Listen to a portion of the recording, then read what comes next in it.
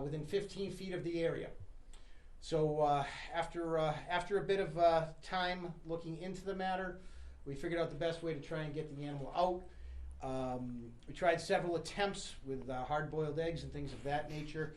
Finally, we had put out a couple pieces of chicken, basically had an opening about this big, put 2 catch poles there, and when he came through, it was pretty surreal to do so when we managed to catch him.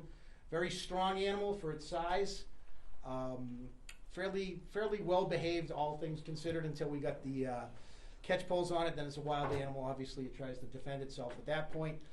We ended up placing it in a container at that point. Got the catch poles off of it, and contacted Rainforest Reptiles, and they came to collect the animal itself.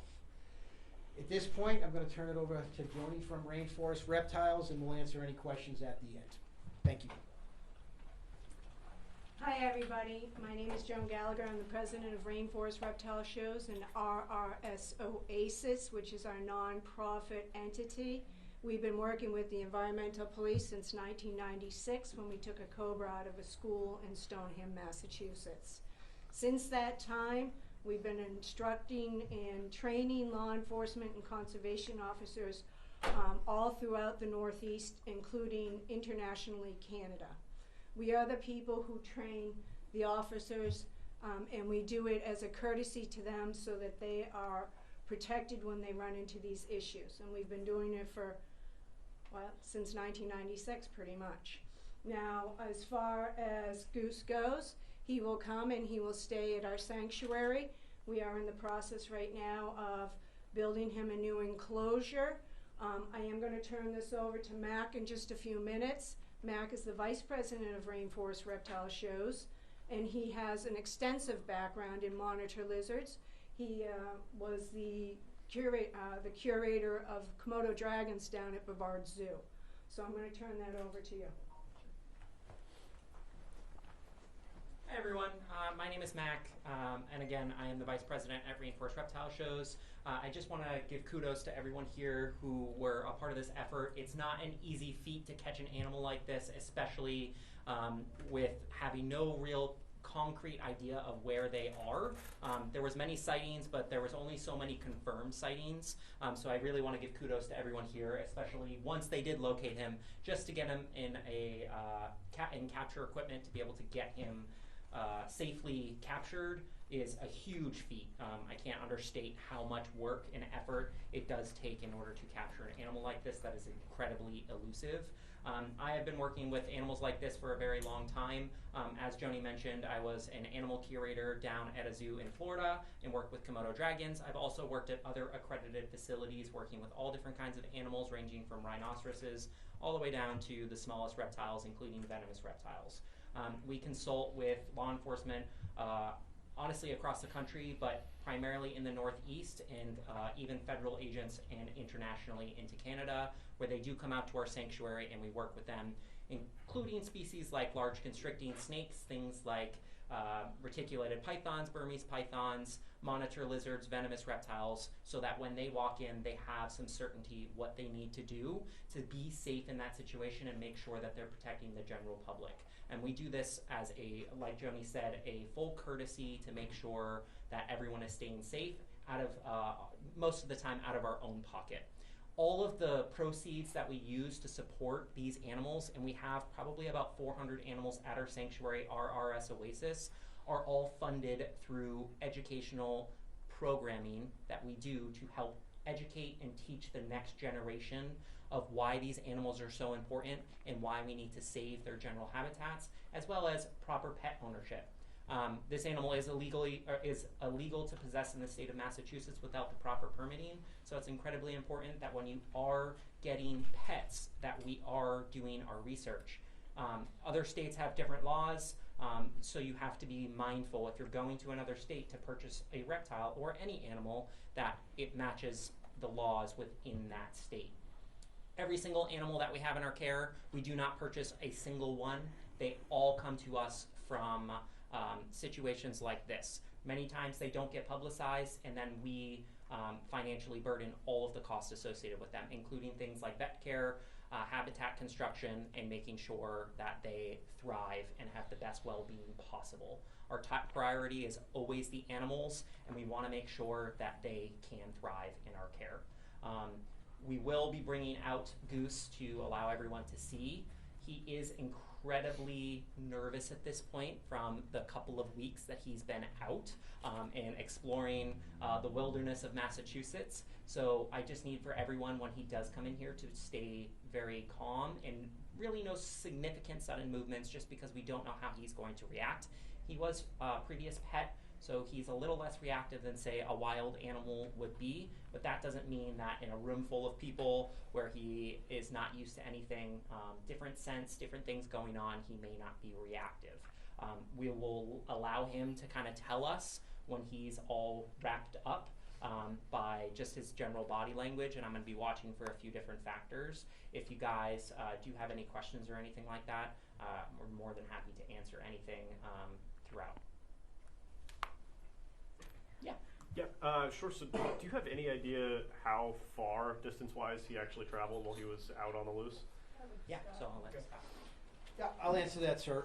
The location it was taken from escaped from on Blueberry Lane is about 2 miles, 2.5 miles away, almost direct north-south from the location it was in. It was located off of Southwest Main Street in the jurisdiction of Douglas.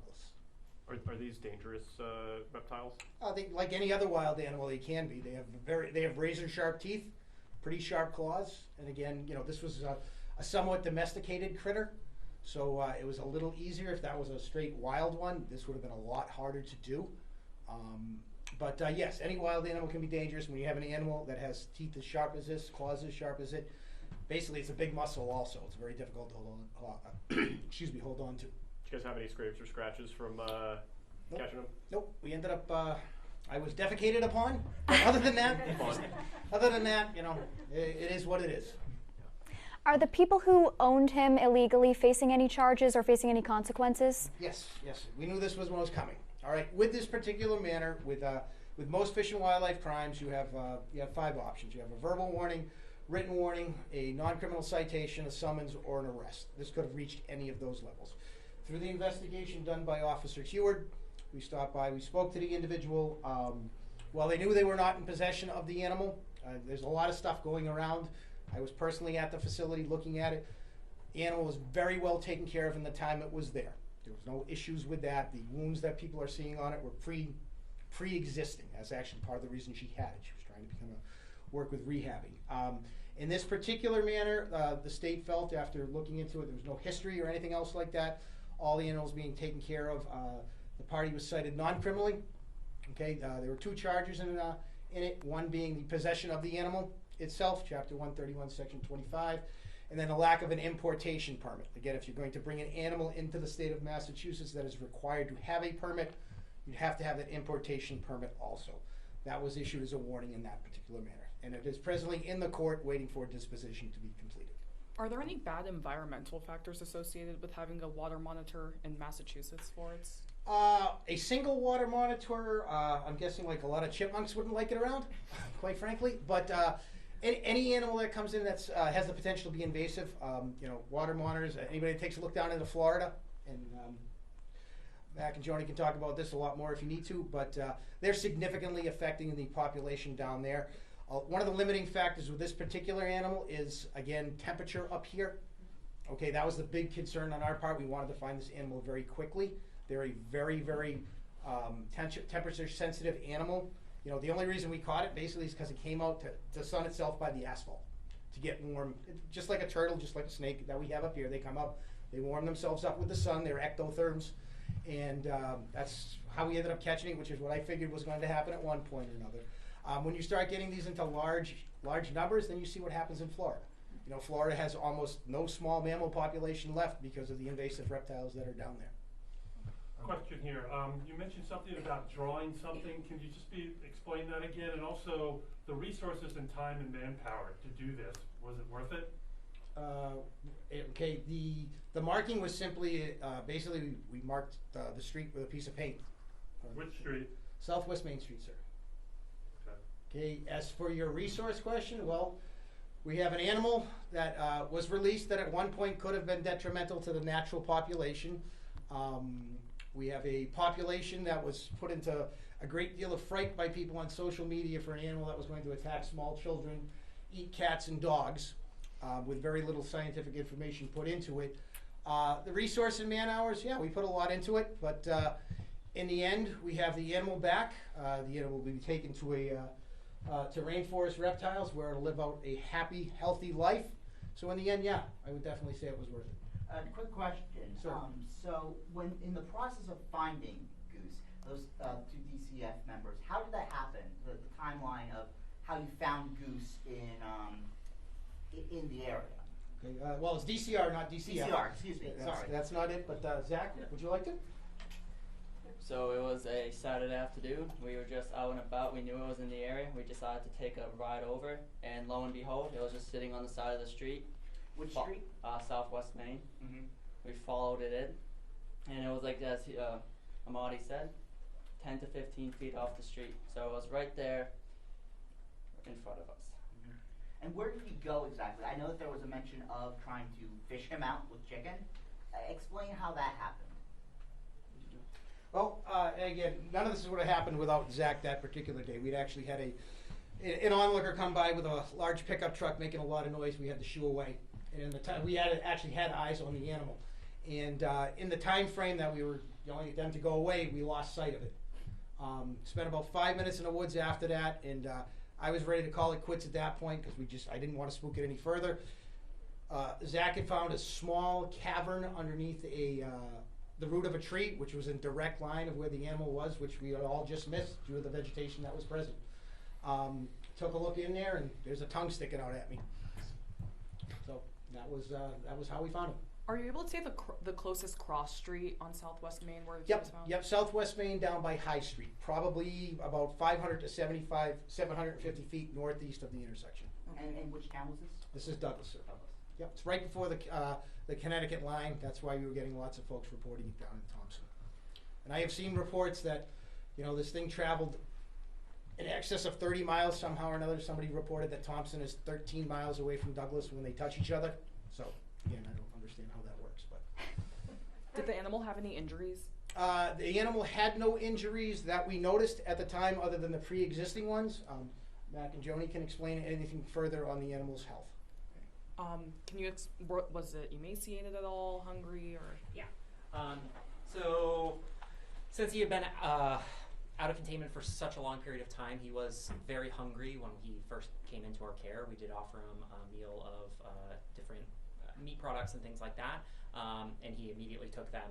There's no, if he did defecate on Captain Amati, most likely he probably did have some food items when he was out and about, but just to talk about the injuries and things like that, there's a lot of photos online that you can see of the white marking that's actually along Goose's back, and you'll see it today. That's actually most likely from a prior injury from when he was in another person's care. So that's scar tissue over time. As they shed, they're actually regenerating that old skin and making it so that they can, just like us when we're healing from a cut and things like that. The most common culprit for things like that is actually a heat light or a burn. But there's all different factors that could actually be determined from that specific instance. Do we know if he was brought up from Florida, or where did he come to Massachusetts from? Okay, the animal came from Massachusetts, from New Hampshire, out of New Hampshire. We are still working on bits and pieces of that portion of it. As for the injury, it was described as, to me, and Mac wouldn't know this because I didn't have the chance to talk to him about it. Apparently, the animal got stuck underneath something at one point, and when they tried removing it, not the person that had the care of it today again, previous owner, it ended up getting the injuries at that point. And Goose managed to escape captivity. He wasn't released from captivity. Correct. Goose escaped through a screen window. Is this how you all thought you'd be spending your summer? I'm thrilled. I'm a big reptile and amphibian guy, so I have no concerns with it whatsoever. I spent some time working in Florida chasing alligators. So. And you sounded pretty confident the whole way that you were eventually going to find Goose. Is that how? No. I had concerns. Again, you've heard people mention needle in a haystack. Again, Douglas state forest it's huge. It's a large piece of property. I was getting concerned when we get these reports and he would just disappear that fast. You had a lot of years of experience out looking for it, and it just happens to be. It shows you no matter how much you know, there's always something new to learn.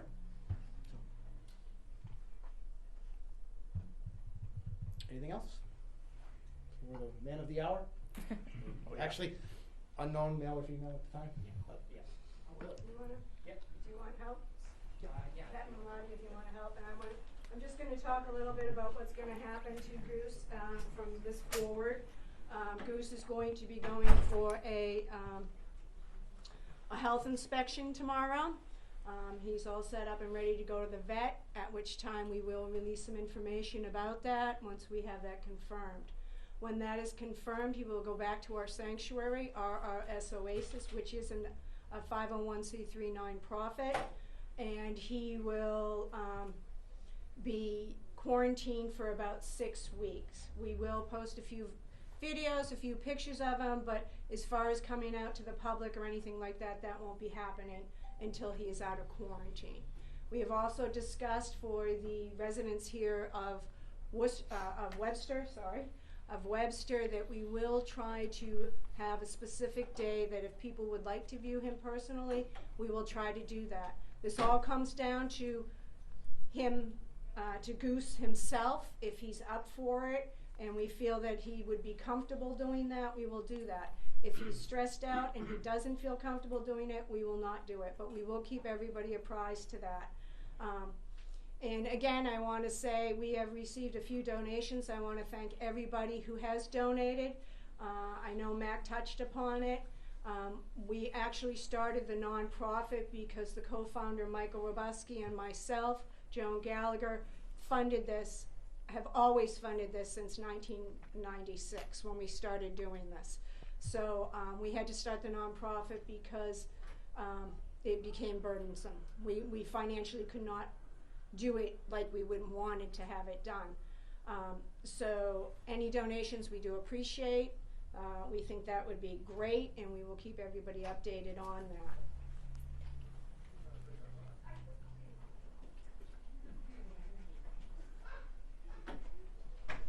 So guys, you can see he's a melanistic animal, which means that he's pretty much all black in coloration. He's got oversaturation of the black pigmentation throughout his body. He's not what a normal water monitor or Asiatic water monitor would look like. He is pretty calm in general. He is trying to manipulate himself to kind of look around and see what's going on. But you can see those marks on his back, and that's what I'm talking about by the prior injury. Normally he would just have all of that black coloration around his body. So he does have that really long tongue, and that's one of their best senses that they use. They smell with their tongues. He has 2 holes on the roof of his mouth called Jacobson's organs that they can smell, and they can smell even better than people can. Monitor lizards have extremely long tongues to be able to do that. You can see that he's not 100% comfortable being held, but he is pretty calm. A really nervous lizard would be turning and attempting to bite and do things like that. But again, he's had a very eventful couple of weeks. So yeah, if you guys have any questions, please feel free to ask. I do want to say this is just one example of what the environmental police and our organization does that you don't hear about. We do this all the time. Is he full size? No. So monitor lizards, or Asian water monitors like him, can sometimes exceed somewhere about 8 to 9 feet long and weigh up to about 90 or so pounds, but that's a really big individual. On average, they're going to be about 6 to 7 feet and weigh probably about 50 to 60. So he will get bigger. I don't know the sex or the age of this animal, but I would assume probably a younger guy, not super old. I'd say somewhere between probably 5 and 8 or so. There you go. Is there any footage of Goose's arrest, so to speak? Yes, there is. Do you know when it will be released? Hopefully sometime later today, sir. Thanks. He's smiling. He's doing so good. Now keep in mind, in the wildlife trade, from talking to Mike, he explained this animal, again, with the markings on its back, it's going to devalue it, but potentially has a value of between $6,000 and a fully grown $20,000.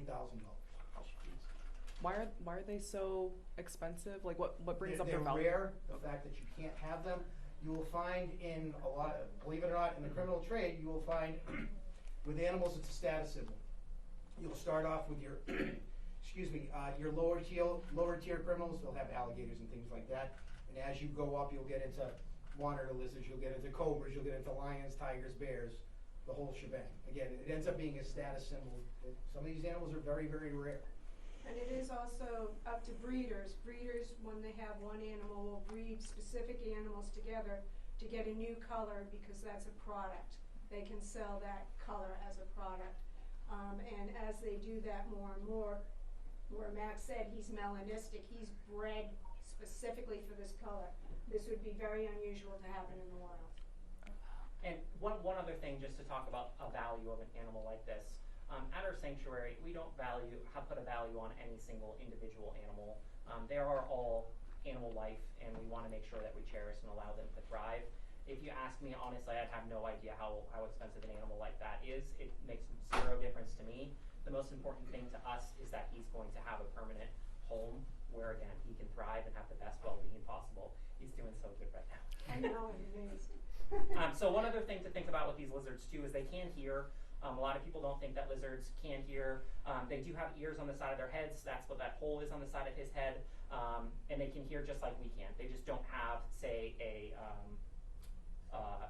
full developed ear on the outside to help pull the sound in like we do or mammals do. Do they swim? Like, are they amphibious? Yes. Oh, okay. Yeah, they swim very, very well. That's the name, water monitor. That's where they get that name. I'm just going to readjust them here. They swim very, very well in places like Southeast Asia and South Asia where they live. They are extremely aquatic. They hunt for fish all the time. They feel very confident and comfortable in the water, and it allows them to cool down very, very well. How fast is he? He can move quick when he wants to. He can move up to about 12 miles per hour when he really wants. And when they're moving quick, they move very quick. And that's how they catch all the different prey items that they'd be searching for in the wild, is they're just very, very quick animals.